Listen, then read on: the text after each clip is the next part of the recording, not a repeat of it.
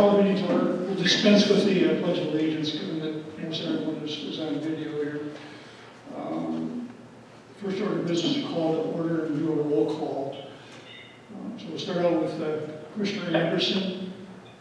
Here. Commissioner Bottoма. Here. Commissioner Jajewski. Here. And Commissioner Schultz. Here. Okay. And again, we'll dispense with the Pledge of Allegiance. First order of business, agenda approval. Is there any additions or any changes from staff? Mayor and Council, a couple items. One, I'd like to remove item 10A, which is the corridor planning grant application. The reason for that is the grant period has been postponed at this point due to all the staff doing other things at the county. So we'll bring that back. Also, I don't have it done, so it worked out well. The other item is adding after staff reports in 11B, which would be a pandemic response update, which myself and Matt could provide an update of where we're at for the council. Okay. Is there any changes from council? No. Okay, hearing none. I would suggest on the, well, we'll just, if you want to make a motion, just do it. We'll try and sort it out. Just we get multiples. But anyway, I entertain a motion to approve the agenda as modified. No moved. Second. Anderson, Jajewski. Any discussion? All in favor, signify by saying aye. I'll do a roll call. Thank you. Mayor, aye. Anderson. Aye. Bottoма. Aye. Jajewski. Aye. And Schultz. Aye. Okay, thank you.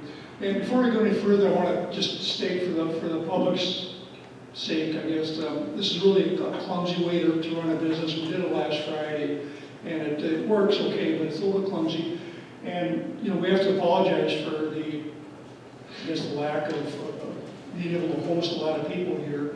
I just want to encourage all the public, if you look at this broadcast, if you have questions and you feel like you're not getting information, feel free, and we very much encourage you to reach out to all the council members, the staff, and myself.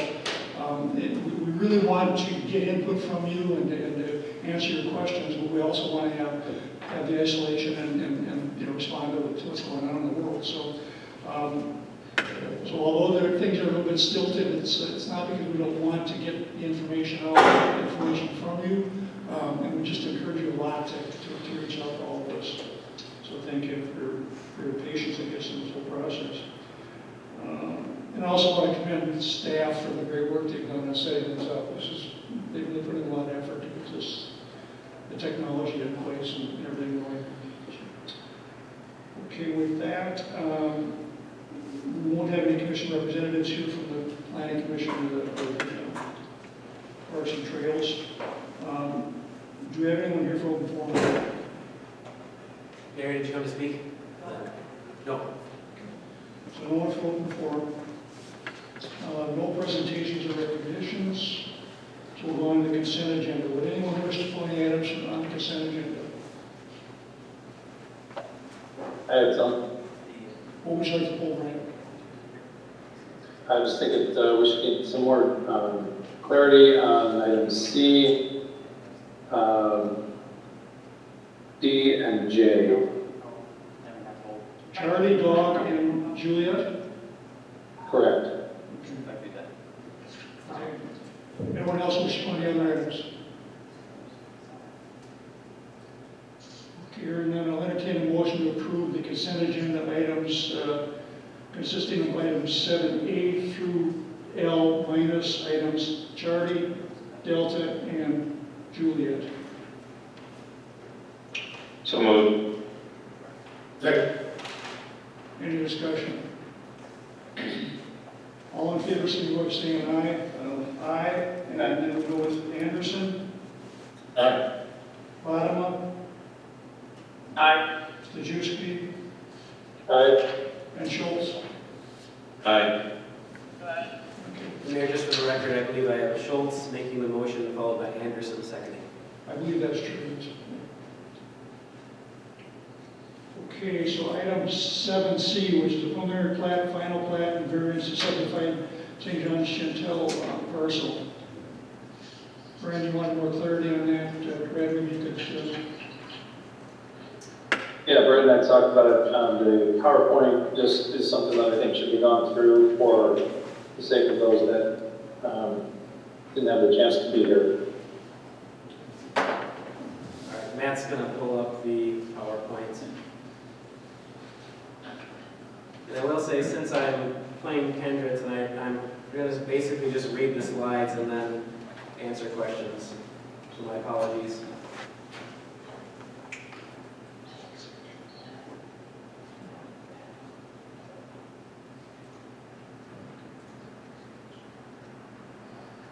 This will be the PowerPoint, actually, Matt. Oh, it is.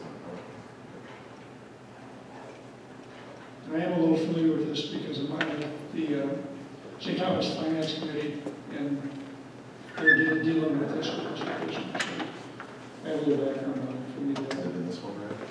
This PowerPoint? Yeah, this is the first slide of it, actually. Okay. So we'll just skip to the next Page you want me to start on? one. Next one.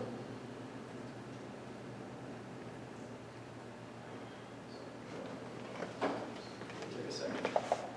So, and Gene Kistner is in the audience here too, but essentially, it's an application to move a piece of land owned by the church, sold to the Kistner family, to really clean up some access points that were taking place. So, in subdividing the 3.76 acre lot, this zone rural residential, it's currently divided by County Road 50. So part of the lot is on the north side of the road, part of the lot is south. The Planning Commission reviewed this at the March 5th meeting. Other than the applicant, there was no one to speak on the item. It was a 4-0 vote recommending approval. Matt, if I move to the next slide.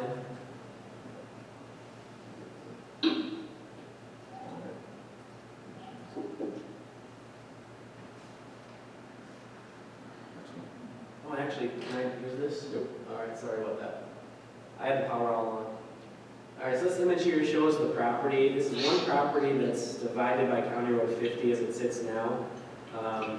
The Kistner property is on the south side of the road. Oh, that's why. Sorry, we're working the bugs out here. This is the plat itself. The subdivision will create a 1.7 acre lot on the north side of County Road 50 and a 1.2 acre lot on the south side. Neither of the lots meet the 2 acre minimum lot area for the rural residential zoning district. The southern outlot will not have development rights as the lot to the north has used it. The preliminary plat shows a portable shed used as a seasonal produce stand on the southern outlot. These stands are common throughout the city and do not conform to setback standards, but help support the rural character of the city. There are no buildable lots being created, no park dedication is required. No changes are proposed to either lot or to County Road 50. County Road 50 is currently under prescriptive easement, so there's no active right-of-way, but it's prescriptive easement. Hennepin County recognizes that no changes are proposed to the land. We plan on requesting a right-of-way dedication in the event of future redevelopment of the property if it occurs. And a driveway easement and maintenance agreement will be required for the driveway on the southern lot. So the request is to two variances from the zoning and subdivision ordinance. The first variance is to allow for a lot and outlot to be created that do not meet the required lot area for the rural residential zoning district. The second is to allow for the southern outlot to be created without a development right. So in the red there are the existing properties owned by the Kistners, and then you see the lot on the south side, and the green is the subject lot.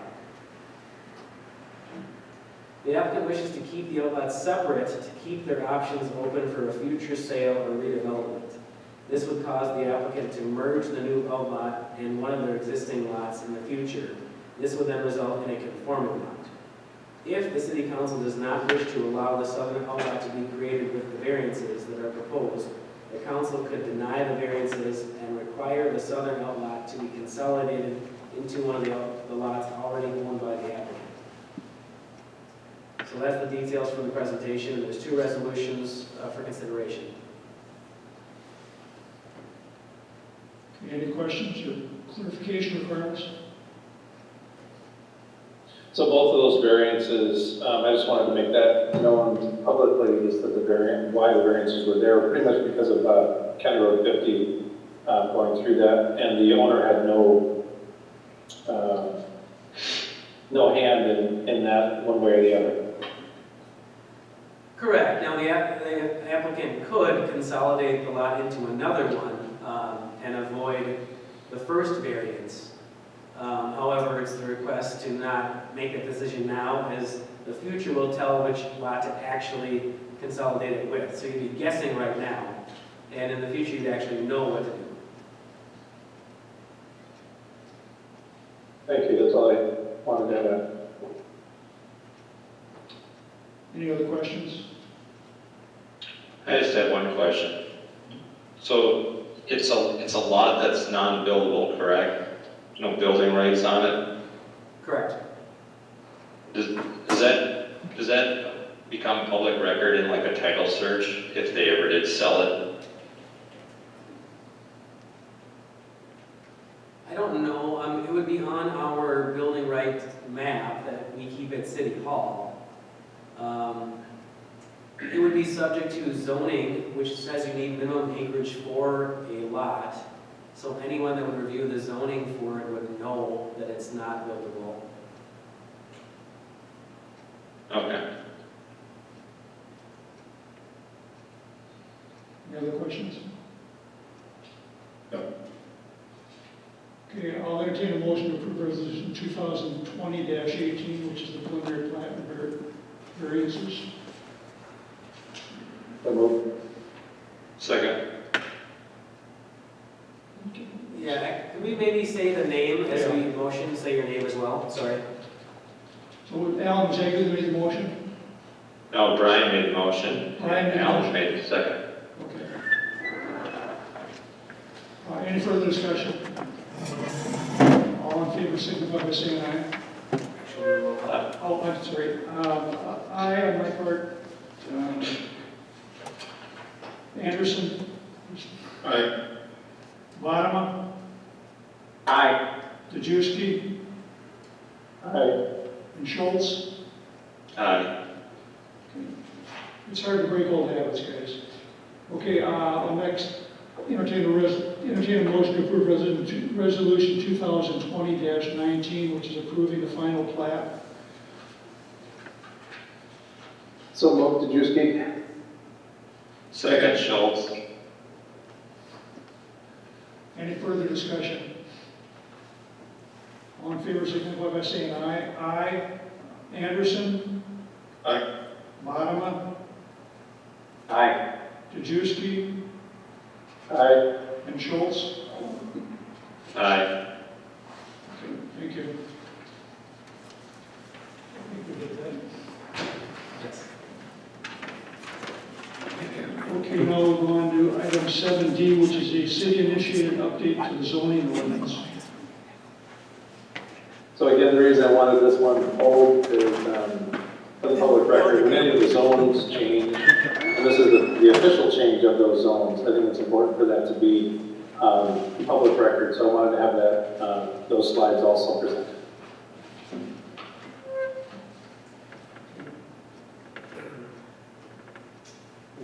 Actually, sorry. I keep forgetting that. All right, this item, staff has prepared a draft zoning map to bring it into compliance with the 2040 comp plan, which is required by state law, either because land use changed or the property is now in the staging area, in stage 1. The draft zoning map rezones 66 parcels. Because of the impact of rezoning is more than 5 acres, individual notices are not required. I will note that we had conversations throughout the 2+ year comp plan process with these property owners. Public hearing notices were published in the official paper. Planning Commission held a public hearing on March 5th. There was no one there to speak, and they recommended approval unanimously 4-0. This is the map here of the locations of the changes. And this is just the updated zoning map. So we have two items in front of you, is the ordinance approving the zoning map amendment, and then the resolution approving the findings of fact that does require a supermajority or 4/5 vote. Okay, are there any questions from council?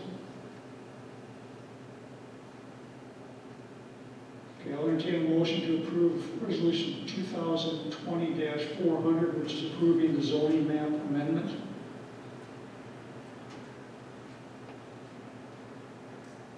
So moved, Anderson. Second, Schultz. Okay, is there any further discussion? All in favor signify by saying aye. Mayor, aye. Anderson? Aye. Wadema? Aye. Dejewski? Aye. Schultz? Aye. Thank you. And I'll entertain a motion to approve resolution 2020-20, which is approving the findings of facts. So moved, Dejewski. Second, Schultz. Is there any further discussion? All in favor signify by saying aye. Thomas, aye. Anderson? Aye. Wadema? Aye. Schultz? Aye. Dejewski? Aye. Okay, thank you.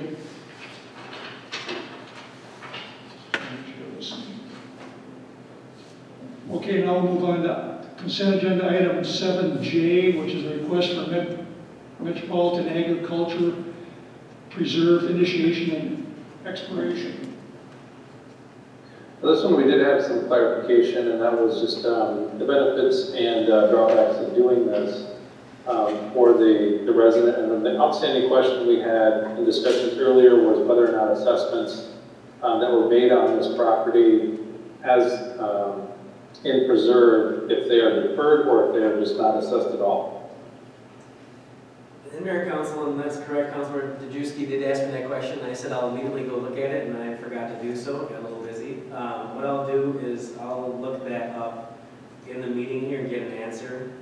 As I spoke to a couple on the phone, because our comp plan says we will approve egg preserve requests outside of the MUSA, we really have to do so. Now that was us, the city of Corcoran, putting that statement in our comp plan, or not changing it, I should say. So there's no discretion here. So actually, by the time the vote is probably taken, I can look up the answer to that question. It shouldn't change the action that we're taking tonight. And I'll be surprised if it's, my belief is that it's, we can't assess the properties, we'll find that out shortly. But and furthermore, I think we should look at this issue. We've talked about it briefly, I think, in other council meetings, and we should address it and take a look at possibly changing our comp plan in that area. But for now, we are where we are, as Brad states. Is there any discussion on the issue?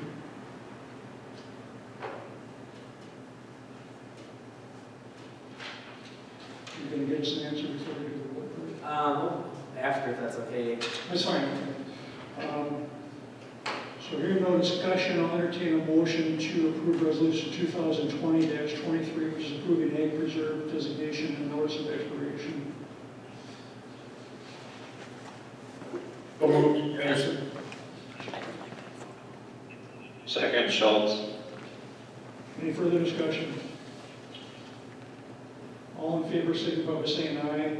Thomas, aye. Anderson? Aye. Wadema? Aye. Dejewski? Aye. Schultz? Aye. Thank you. I'm still working on that answer.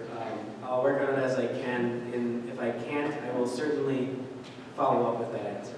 Yeah, we need to have it in the sense of having further discussions on the issue. Okay, that takes care of the consent agenda items, and move on to planning business, item 8A, which is the final PDU development plan and final plat for Bellwood, the 4th edition. Mayor and Council, I found it, that they cannot be assessed. Thank you, Brad.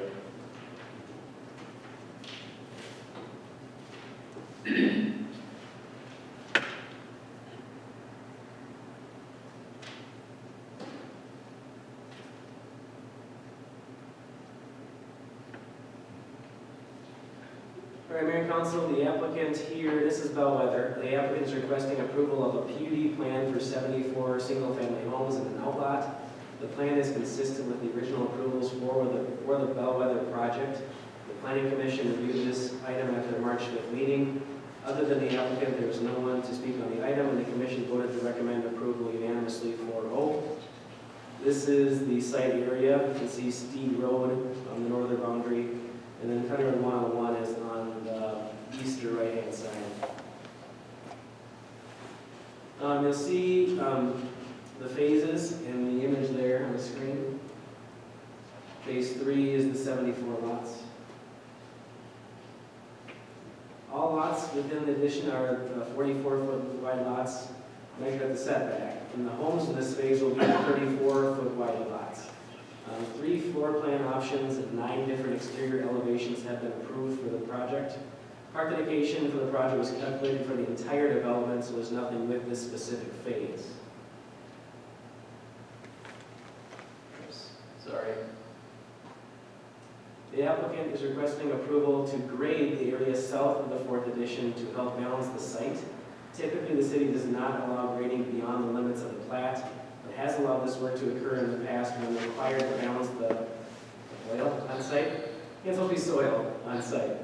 Staff supports this request provided the grading plan is modified to create a transition to a generally flat area for the future neighborhood park. So we have the resolution 2020-24 approving the final plat and development contract, and then the resolution 2020-25 approving the final PUD development plan. Any questions, discussion? I'd like to see some initial commercial income due to the fact we have oil that has been struck on the state. I thought we were going to have some oil wells on this site. Yeah, I drill water wells. I would guess the people who sold the property would be really upset if it was true. Any other meaningful discussion? With this plan, do we move forward on any of the park plans that have been laid out? Mayor and Council, that's really on us at this point. This plat does not add any more parkland. It does, however, with the balance of the grading, it does require us to coordinate with the developer to make sure they have a nice transition to our park, as well as not make a situation where water drains to our park that shouldn't. So our engineering team are very aware of that and working with myself as well as who's appropriate to make sure we have a nice transition to our future park. So that's really the only extent of this phase. That's perfect, otherwise the Parks and Trails Commission after Kevin. And are there any temporary easements required as a result of the additional grading? I don't believe so. I'd have to follow up on that though.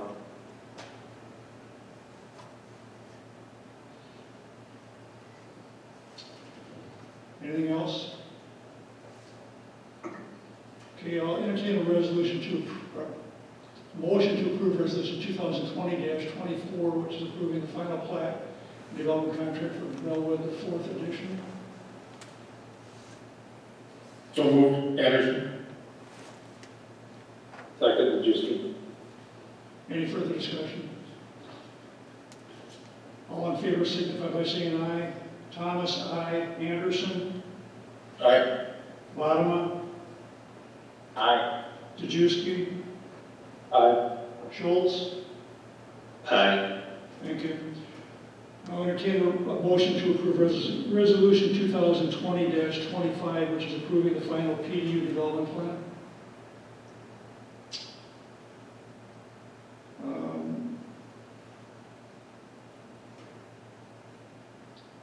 So Schultz. Second, Juicy. Any further First of all, discussion? stay quiet until the bottom one decides to make a motion. Okay. Any further discussion? All in favor signify by saying aye. Thomas, aye. Anderson, Aye. Latimer, He's going to abstain. Bottom, Aye. Aye. Dejewski, Aye. and Schultz. Aye. Okay, thank you. Okay, now we're on to item 8B, which is the vacation of drainage and utility easements for Bellwether Second Edition.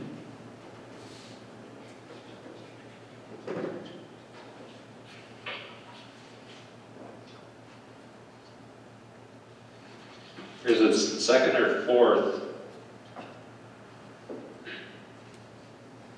So, Mayor and Council, this is, maybe I'll say the slides here, but the easement vacation is for drainage and utility easements that were put in when the second edition took place, that now have to be removed with the plat of the fourth edition. So essentially, you're picking up the easements off and putting the new easements on that fourth edition just created. So the fourth edition, which was just approved, is contingent upon this next item. So let me see what the slides all say here as well. The applicant is requesting the vacation of the drainage and utility easements for the fourth edition. The standard easements over Outlot B, or the second edition, are no longer needed. New easements will be provided with the fourth edition, which was just approved. This was the outlot for the second edition. It has, drainage and utility easements over its entirety. Now we just platted the fourth edition in this area, so it's removing that. The reason it's not on consent is it does require a public hearing to take comments. So the action is to open the public hearing, take any comments, close the public hearing, and then adopt the resolution 2020-26.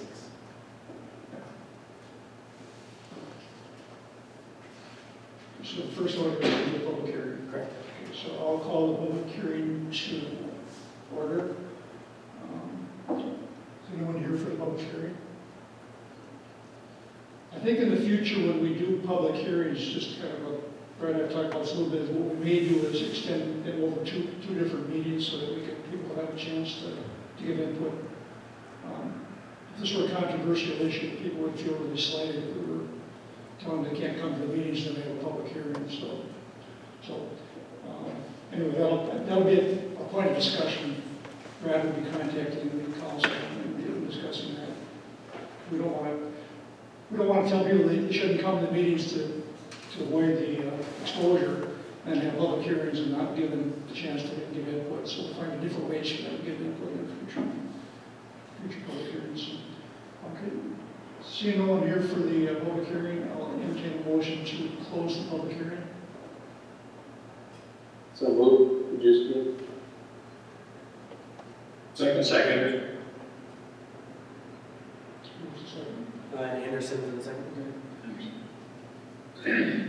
Okay. So we have the public hearing now. We didn't call the vote yet on closing the public hearing yet. Okay, sorry. All in favor of the motion to close the public hearing, signify by saying aye. Thomas, aye. Anderson, Aye. Bottom, Aye. Dejewski, Aye. Schultz. Aye. Okay. Okay, are there any questions on the issue before us, which is the vacation bill with the fourth edition easements? None.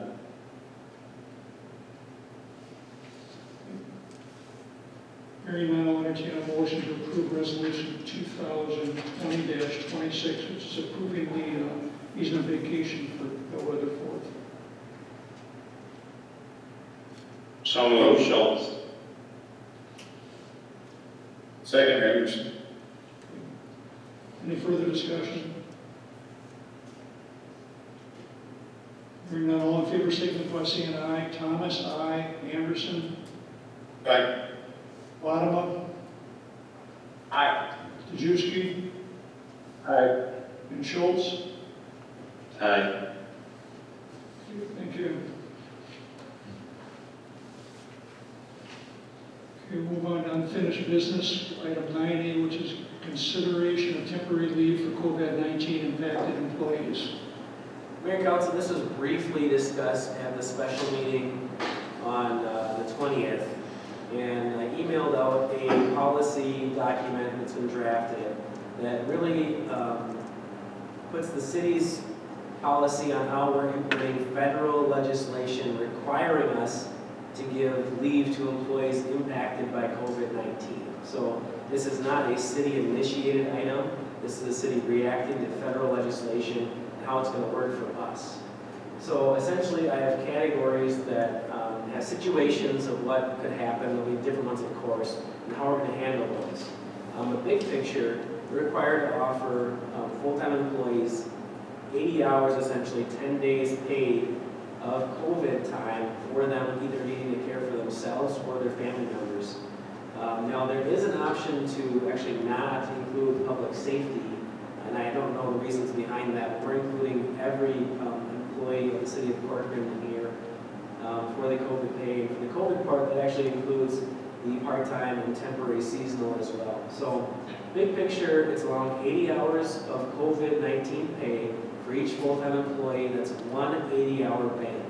And that can be used either taking care of themselves or their family members, but it's one bank only. Regarding part-time and seasonal, it's formulaic based upon the average hours worked. So the goal is to cover a 2-week quarantine period. So if an employee part-time works, for example, 30 hours a week, they would have 60 hours total so they can maintain their wages while they have to quarantine. Now, obviously, there's questions on, say I have to quarantine, and then a month later, I have to take care of my son, daughter, whomever who quarantines. Is there another bank? At this time, no. We're trying to meet federal law, but having our employees know how they're going to be treated if something should come up. So there's situations for if the employee is sick, not related to COVID-19, then we're looking at the banks that they already have. Comp time, PTO, and some have an extended leave bank. Employees with a confirmed or suspected COVID-19, then we have the COVID-19 pay till exhausted. Those who are confirmed contracted from exposure at work, that's where workers' compensation would kick in, as well as our injured on duty policies if applicable. For employees that must leave work to care for sick family members not related to COVID, again, that goes back to their banks that they have. If it is related to COVID, then this bank is in play until exhausted. At the end, there's an extended FMLA leave for employees who are unable to work because they need to care for a son or daughter under 18 years of age whose school or place of care has been closed.